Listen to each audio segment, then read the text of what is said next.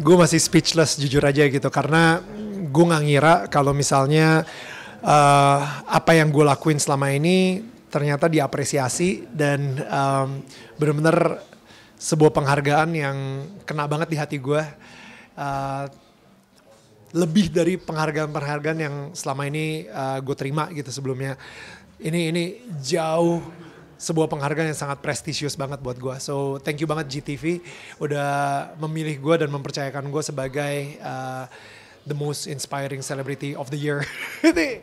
Ngomongnya aja gue masih deg-degan gitu. So thank you so much. Tapi memang banyak menginspirasi juga banyak orang gitu. Memang Kak Daniel ingin menunjukkan seperti itu atau bagaimana? Oke, sebenarnya tadi di speech gue pengen ngomong ini gitu. Cuman gue pikir nanti bakal diinterview sama Astrid Tiar sama Indra gitu ya. Nanti gue nyampainya di situ aja. Ternyata durasi, jadi nggak kesampean. Ya udah di sini gue. Penting banget nih informasi gitu kan. Ya. Gue ngerasa hidup gue itu mungkin bisa dibilang seperti sebuah mikrofon. Mikrofon ini tidak akan bersuara kecuali ada yang menyuarakan. Jadi selama ini gue selalu mencoba membangun hubungan dan mempunyai hubungan intim dengan Tuhan. Sehingga Tuhan itu yang nanti akan bersuara di hati gue. Dan gue yang akan menjadi mikrofonnya. Sehingga akhirnya ya sama seperti mikrofon ini. Gak akan ngomong, gak akan ada suaranya. Kalau misalnya tidak ada yang menyuarakan dari hati. Jadi niat gue sebenarnya tidak pernah untuk memberikan inspirasi. Niat gue hanya sebisa mungkin mencintai atau memberikan penghargaan atau memberikan penghormatan kepada orang-orang di sekitar gue terus. Dan bagaimana di masa pandemi gue bisa memberikan sebuah harapan dan kepastian di masa-masa yang tidak pasti buat banyak orang. Jadi dari situ gue bersyukur banget ternyata apa yang dilakukan itu malah memberikan inspirasi dan memberikan impact. So again, thank you banget. Gak ada niat ke arah sana, tapi thank you ternyata diapresiasi. Jadi sebenarnya podcastnya itu benar-benar gue sebisa mungkin tidak terpengaruh sama viewers, sama subscriber, sama engagement komentar, tapi fokus banget sama impact. Karena sekarang ini ya, di zaman sekarang ini kita bisa beli subscriber, kita actually bisa beli viewers dan kita bisa beli bots gitu supaya orang-orang bisa komentar gitu di channel YouTube kita.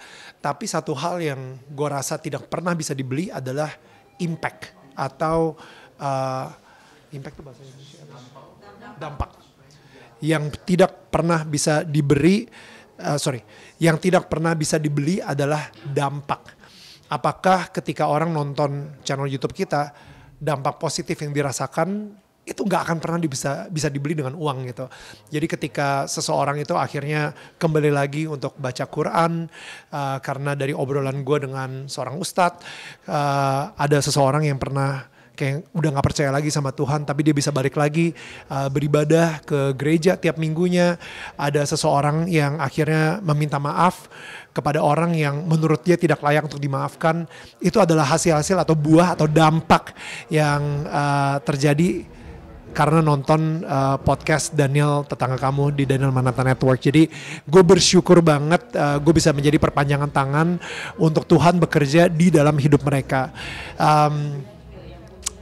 Dan itu rasanya sangat memberikan gue sukacita banget. Jadi gue terus melakukan hal tersebut dan pastinya bukan artinya TV gue tinggalkan. TV gue masih akan ada terus gitu. Tapi sekarang ini gue lagi passionate banget aja dengan podcast gue juga gitu.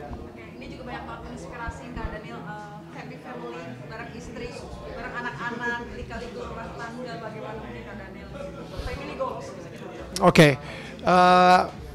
family goals gue yang paling pertama adalah gue sama Viola bisa hidup sampai umur 120 tahun dan menikmati hidupnya dan selalu romantis. Lu tau gak sih, jadi kayak kakek-kakek sama nenek-nenek yang udah kelihatannya kayak umur 90 tahun gitu tapi masih gandengan tangan, dan habis itu masih suka bercanda-bercanda, masih suka isengin satu sama yang lain. That's my goal with Viola sama istri gue. Ketika gue ulang tahun akhir-akhir ini, banyak orang bilang, umur lu berapa? Ih gila, tua banget ya. Gue sekarang udah mikirnya, gue bersyukur gue bisa jadi tua. Karena sekarang ini jadi tua,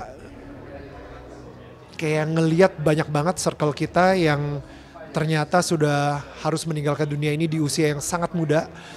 Ini menurut gue adalah sebuah privilege. Jadi again, gue berharap banget gue bisa nanti di masa yang akan datang, gue bisa ke pernikahan anak gue bisa menggendong cucu gue bisa menari-nari dengan cucu gue, dan dan have fun, sehat, hidup sehat. Itu adalah family goal gue kayak gitu. Dan kita satu keluarga itu masih sangat solid banget, masih saling kangen.